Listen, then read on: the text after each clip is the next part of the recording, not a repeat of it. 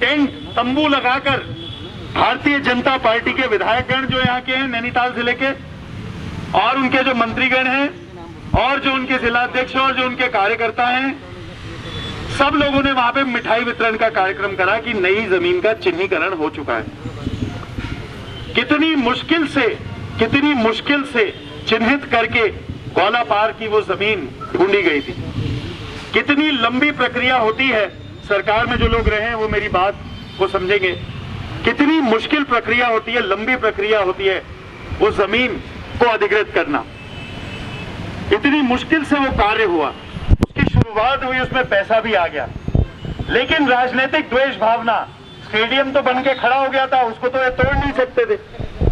ISBT बना नहीं हुआ था, शुरू हुआ था, उसका शिलान्यास हो गया था, कार्यक्रम हुआ था, आप सब लोग उसमें आए थे। राजनीतिक द्वेष भावना कि कांग्रेस की जो पूर्व सरकार है उसको कोई इसका श्रेय ना मिले, इसलिए आईएसबीटी यहां से हटाना हमारी मजबूरी और जरूरत है। इनकी आपस में बात हुई हो। जनहित के कार्य में अगर ये वहां पे बढ़िया सा खूबसूरत आईएसबीटी बना लेते और जो हमारा शिलान्यास का जो लगा हुआ था उसको भी हटा के तोड़ देते और अपना लगा लेते, तो कोई इनसे कहता क्या आपने नहीं बनाया? ये इनकी गंदी सोच है, गंदी मानसिकता है।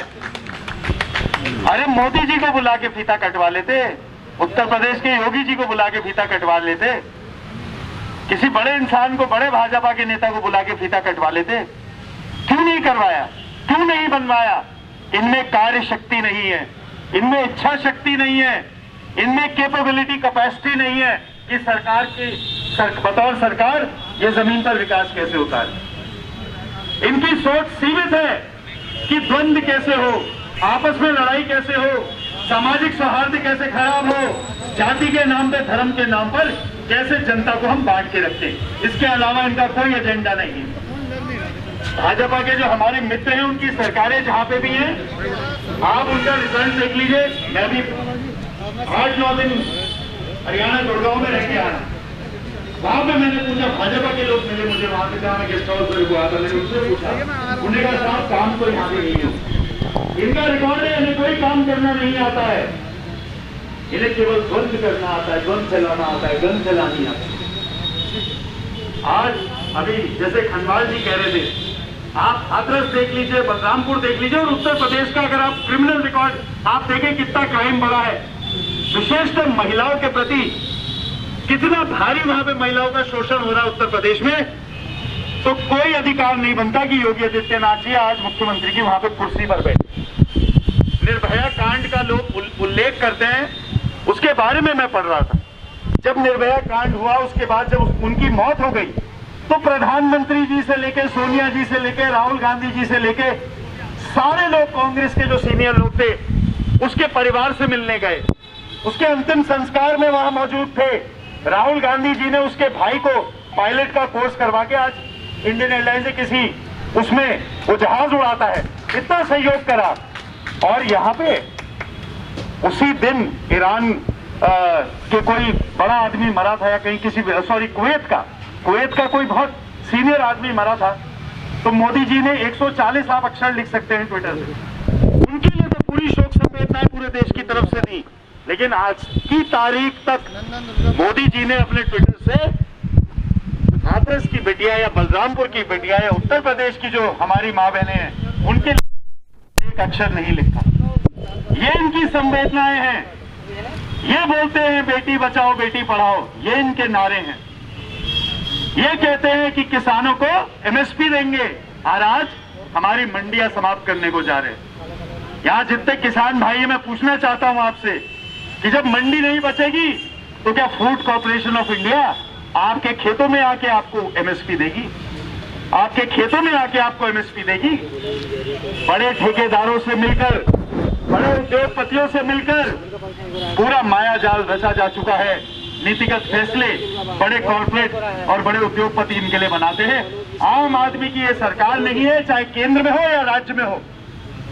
और ये आईएसबीटी तो यहाँ का प्रतीक चिन्ह बन चुका है, इन पे प्रश्न चिन्ह बन चुका है कि कैसे विकास कार्य को रोका गया है, कैसे भाजपा का जो कुशासन है 4 साल का, 4था साल होने वाला है, मार्च में हो जाएगा अगले साल। बताइए कहां बनी है सड़कें? हमारे आदरणीय दुर्गा पाल जी ने इतना कार्य करा लाल कुआं विधानसभा में, जो सड़कें बनी उस समय की हैं। हल्द्वानी की आप बात कर लीजिए, जो सड़कें बनी है उस तरफ की हैं, उस सरकार की हैं। आज इस सरकार में ना इतनी कुव्वत है, ना इतनी शिद्दत है कि ये 5 पैसे भी लाके विकास के नियोजन में कार्य करें, नहीं कर पा रहे हैं। और ये क्या कह रहे हैं, डबल इंजन की सरकार। अरे डबल इंजन की सरकार होती असली, अगर कांग्रेस की अगर डबल इंजन की सरकार होती तो विश्वास दिलाता हूं। यहाँ पे एक वक्ता कह रहे थे एम्स, ये तो हमने दृढ़ संकल्प लिया है। मैं माननीय इंदिरा जी से भी कहता रहता हूं कि आप एक संकल्प लीजिए इस बारी, और आप वायदा करिए और जनता विश्वास करेगी आपकी बात पर। अगर आप वायदा करेंगे कि ये जो सुशीला तिवारी, उसमें हमारी भी कमी है, चूक है, गलती है, उसमें क्षमा मांगते हुए जनता से कि ये दृढ़ संकल्प लीजिए कि ये सुशीला तिवारी को हम पूरे उत्तराखंड का सर्वोच्च अस्पताल यहां बनाकर दिखाएंगे।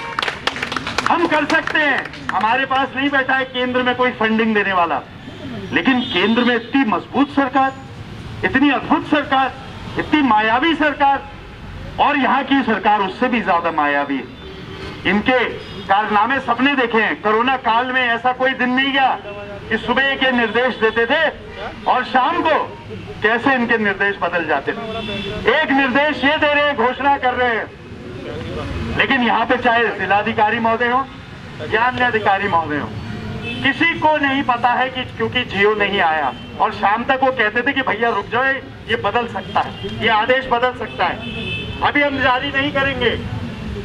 तो इन्होंने कैसी ये लड़ाई लड़ी कोरोना के खिलाफ, कैसे इन्होंने विनाश कराया यहाँ पे जो अच्छे खासे विकास कार्य चल रहे थे। और जनता को समझना पड़ेगा। देखिए, हम तो आपस में जितने यहाँ संघर्षशील लोग मौजूद हैं, आपस में हम सब मानते हैं ये सारे कार्य गलत हुए हैं, लेकिन जनता तक ये जो पर्चा है, मैं आपसे आवेदन करना चाहता हूँ, ये एक दिवसीय नहीं, इसको निरंतर हमें गोलापाड़ क्षेत्र के जो लोग हैं, जो हल्द्वानी क्षेत्र के लोग हैं, उन तक ये पर्चा पहुंचाना है, उन तक ये सत्य पहुंचाना है।